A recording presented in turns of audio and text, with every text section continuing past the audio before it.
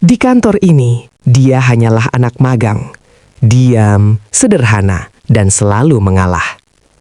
Tapi tak satu pun dari mereka tahu bahwa di balik senyumnya yang tenang, tersimpan sebuah rahasia besar yang akan membuat seluruh kantor terdiam membeku. Dan saat kebenaran itu terungkap, tak ada lagi tawa meremehkan. Yang tersisa hanyalah penyesalan. Sebelum ceritanya dimulai, jangan lupa subscribe, like, dan share video ini agar kisah penuh makna seperti ini terus hadir menemani kalian.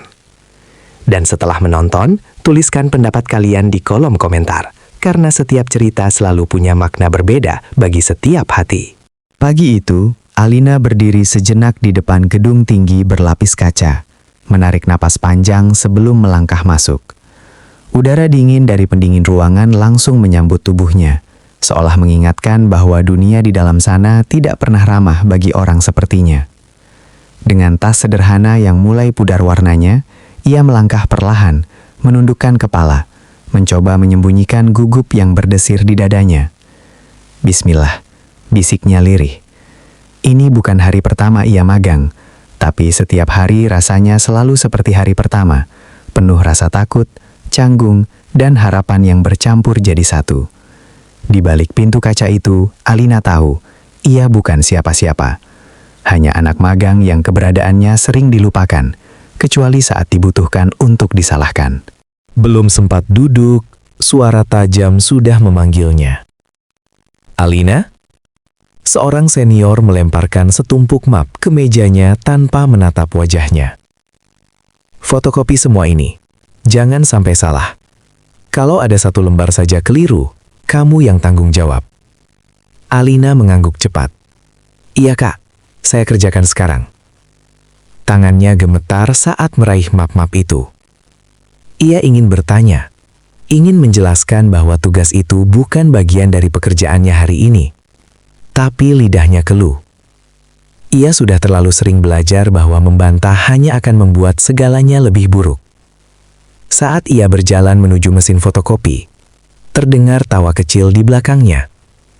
"Anak magang tuh ya, cocoknya disuruh-suruh," bisik seseorang.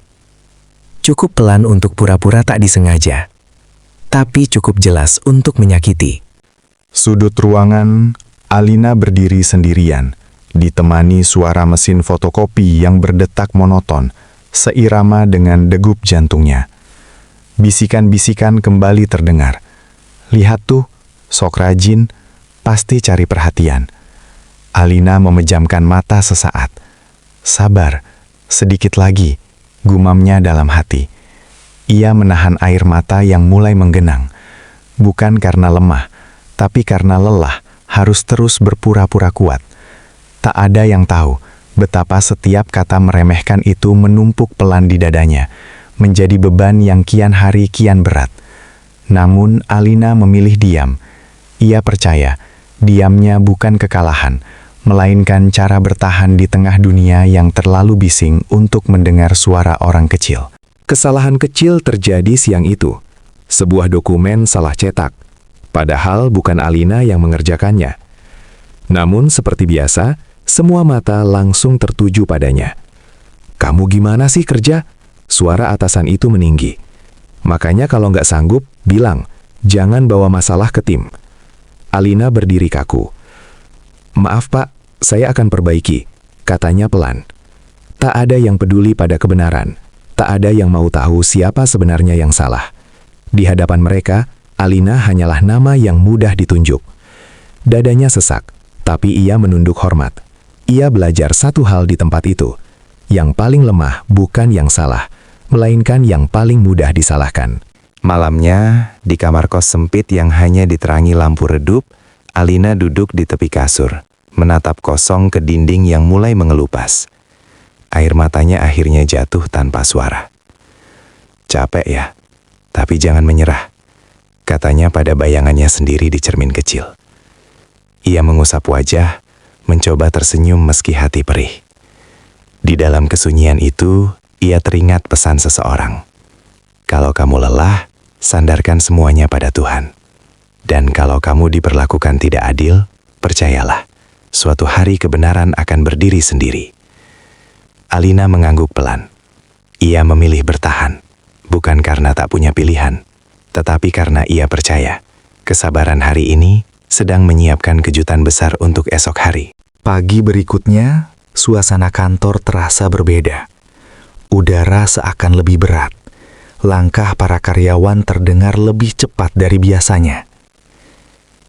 Dengar-dengar, hari ini direksi turun langsung, bisik seseorang di dekat pantry.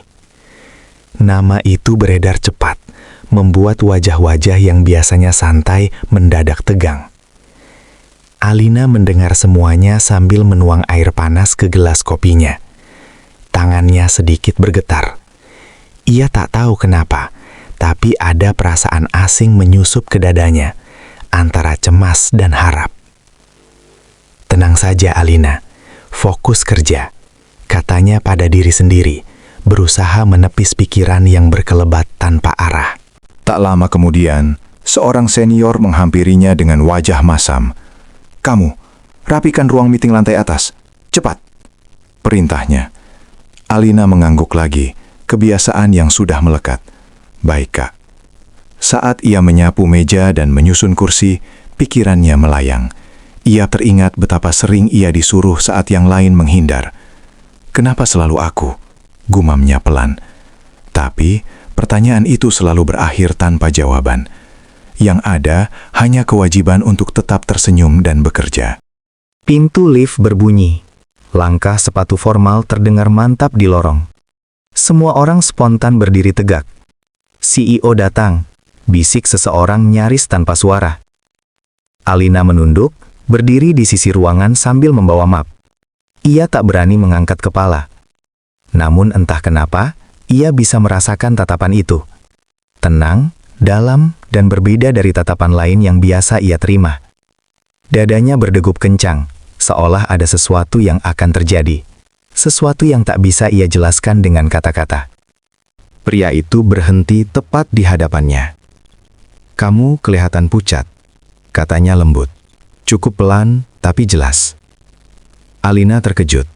Ia mengangkat kepala perlahan. Saya baik, Pak," jawabnya gugup. Suaranya hampir tak terdengar. Beberapa orang saling pandang, heran melihat CEO menyapa anak magang. "Kamu sudah sarapan?" tanya pria itu lagi. Alina terdiam sejenak, lalu menggeleng kecil. "Belum, Pak." Ada getar aneh di suaranya, antara malu dan haru. Tiba-tiba, seorang senior tertawa kecil, memecah keheningan. "Pak, dia cuma anak magang. Mungkin terlalu lelah disuruh-suruh," katanya sambil tersenyum sinis. Ruangan mendadak senyap. Wajah Alina memucat. Ia menunduk lagi, bersiap menerima kalimat-kalimat menyakitkan seperti biasa. Namun, yang terjadi justru sebaliknya. CEO itu menoleh perlahan, tatapannya berubah dingin. "Anak magang," ulangnya pelan. Nada suaranya tenang, tapi mengandung tekanan yang membuat semua orang menahan napas. Alina tak tahu saat itu bahwa kalimat berikutnya akan mengubah seluruh hidupnya. CEO itu melangkah satu langkah ke depan. Ruangan terasa semakin sempit, seolah udara pun enggan bergerak. Dengan suara yang tetap tenang, namun berwibawa, ia berkata, "Kalau begitu, biar saya luruskan." Semua mata tertuju padanya. Ia menoleh ke Alina, tatapannya melembut seketika. "Maafkan aku," ucapnya pelan, cukup untuk didengar Alina. Lalu ia menatap seluruh ruangan dan berkata dengan suara yang kini lebih jelas, "Mulai hari ini, tidak ada satupun yang boleh merendahkannya, karena dia adalah istriku." Detik itu juga, waktu seperti berhenti. Wajah-wajah yang tadi tersenyum sinis berubah pucat. Ada yang ternganga, ada yang menelan ludah dengan susah payah. Alina membeku. Matanya membesar, air mata menggenang tanpa ia sadari. Apa?" bisiknya lirih. CEO itu menggenggam tangannya dengan lembut. "Aku tahu kamu ingin dinilai apa adanya, tapi aku tak bisa lagi diam melihatmu disakiti," katanya penuh penyesalan. Alina menggigit bibir. berusaha menahan tangis yang akhirnya luruh juga. Seorang senior maju dengan wajah gemetar. "Pak, kami tidak tahu. Kalau tahu, tentu kami..." Kalimatnya terhenti. CEO itu mengangkat tangan. "Justru karena kalian tidak tahu, kalian seharusnya lebih berhati-hati," katanya tegas. "Status bukan alasan untuk menghina, jabatan bukan izin untuk merendahkan." Setiap katanya jatuh seperti palu, menghantam nurani yang selama ini tertutup kesombongan. CEO itu melanjutkan, suaranya kini lebih dalam. "Istri saya memilih memulai dari bawah, tanpa fasilitas, tanpa nama saya. Bukan untuk diuji, tapi untuk belajar." Ia menatap Alina dengan bangga. Dan kalian membalasnya dengan ejekan.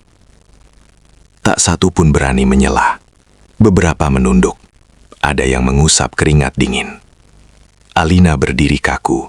Campuran rasa haru, sakit, dan lega berdesakan di dadanya. Alina akhirnya angkat bicara. Suaranya bergetar namun tegas. "Saya tidak ingin diperlakukan istimewa," katanya pelan. "Saya hanya ingin dihargai sebagai manusia." Kalimat sederhana itu membuat ruangan semakin sunyi. CEO itu tersenyum kecil, lalu berkata, "Dan itulah yang paling sulit bagi orang-orang yang terbiasa meremehkan." Hari itu, bukan hanya identitas Alina yang terungkap, tetapi juga wajah asli dari kesombongan yang selama ini tersembunyi. Setelah keheningan panjang itu, satu persatu karyawan mulai menunduk.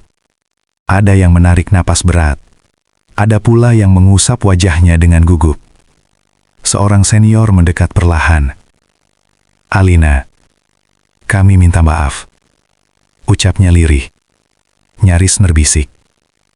"Kami salah menilaimu." Alina menatap wajah-wajah di depannya. Wajah yang dulu dingin, kini dipenuhi penyesalan.